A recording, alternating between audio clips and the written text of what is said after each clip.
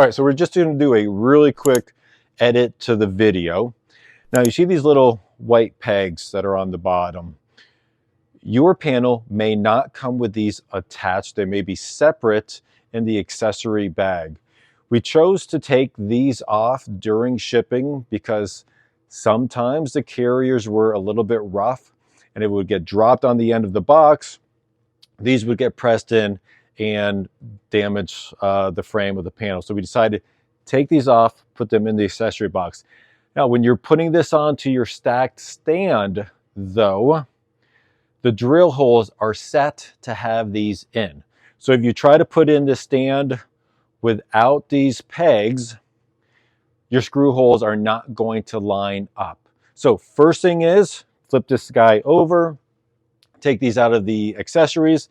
They're just a Phillips head, so they're very quick, easy. Go ahead, screw this in, and this is going to be for both of them. So the one that fits into the bottom part of the stand, and then for the panel that fits on top of this. You're going to want the pegs on all of those, and then the screw holes will fit, and then it'll be stable and you'll be ready to go.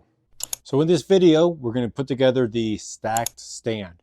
So the box is going to have everything that you need. It's going to have the base, the legs, the brackets, the tools, the wheels, the H part to connect the panels, and the connecting cable. So we share power and we synchronize the pulsing. First thing you want to do on the panel itself is go ahead and get a small Phillips screwdriver and remove the white foot pegs. Okay, so first thing we'll do is we'll put the base down. So we're going to take the base and we're going to flip it over. So we're looking at the bottom of it. And we're going to go ahead and take the long screw and the large washer, and we're going to do 4 on either side. And then we're going to take one of the wrenches that fit, and we're going to go ahead and just tighten them snug. Don't over tighten them. Once you have the 4 screws on each side, and you notice 2 of the legs are coming more straight out, 2 of them flare out further. So make sure that they're even. Once we have that done, we can go ahead and take the 4 wheels, and they all have the ability to lock, and we'll go ahead and screw these right in. Again, we just want it tight, snug, not over tight. When we have that done, then we can go ahead and turn it over and attach the brackets. So here's the completed base. Now, before we flip it over, we've got these 4 holes here. This is where we're going to take the second longest screw with the smaller washer, and we're going to be inserting into here and screwing into the bottom of the bottom panel. So we'll do that later. So I'll go ahead and flip this over. Now we can go ahead and put the brackets on. So that'll slide right in here, right in here. You're going to take the 4 smallest screws, and this is where you'll need a Phillips head from home, and you can just place 2 on either side, and again, just snug, not over tightened.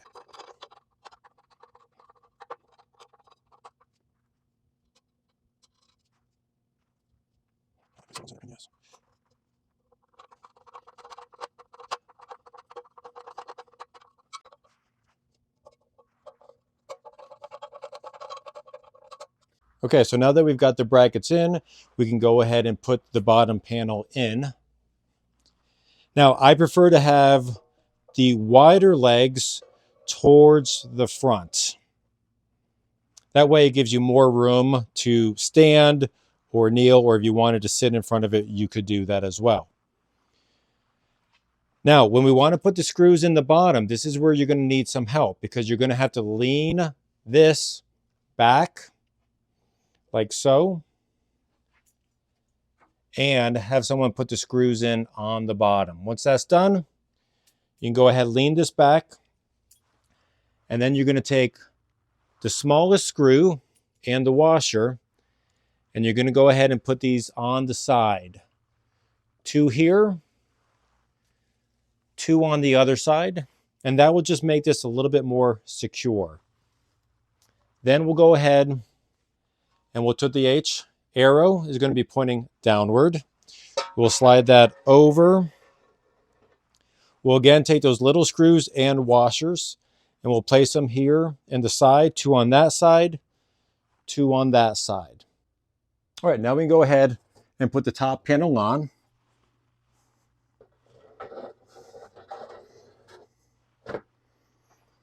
And again, you'll go ahead and place the screws in on the sides here, 2 screws on the side here.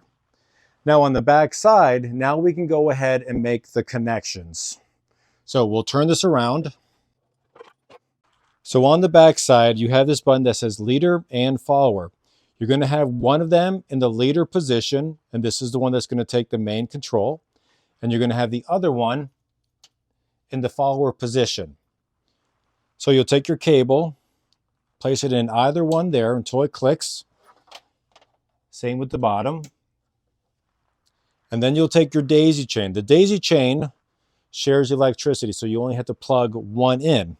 So what you're going to do is you're going to run from the bottom